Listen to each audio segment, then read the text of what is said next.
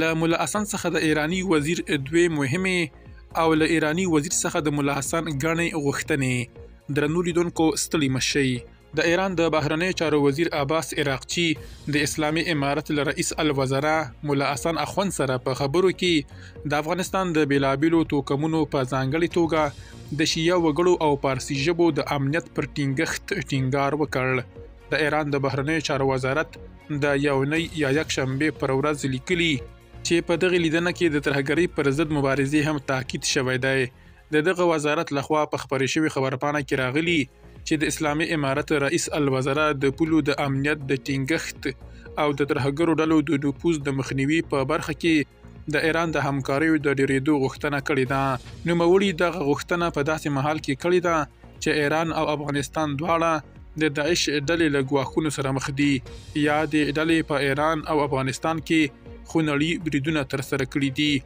که څه هم د اسلامي امارت چارواکو ویلي چې داعش ډله یې په افغانستان کې ځپلې ده، خو د غډلې د اسلامي امارت څو مشران د ځانمرګو بریدونو په پایله کې وژلي دي.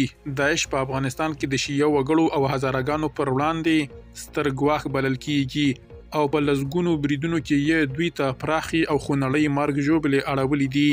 سره له دې چې په ځلونو پر اسلامي امارت نیوکه شوې چې د شیعه وګړو او هزارهګانو د امنیت په ټینګښت کې پاتې راغلي، خو د اسلامي امارت چارواکي وایي چې د افغانستان اوسنی امنیتي وضعیت په وروستیو لسیزو کې ساری نه لري. عباس عراقچي افغانستان ته د یون پر مهال د اسلامي امارت د رئیس الوزرا ترڅنګ له بهرنیو او دفاع وزیرانو سره هم لیدلی دي او د افغانستان او ایران ترمنځ د دوی اړخیزو اړیکو اقتصادي همکاریو په ایران کې د افغان کډوالو د وضعیت پر ګډو پولو او د اوبو پر مسلو خبرې کړې دي.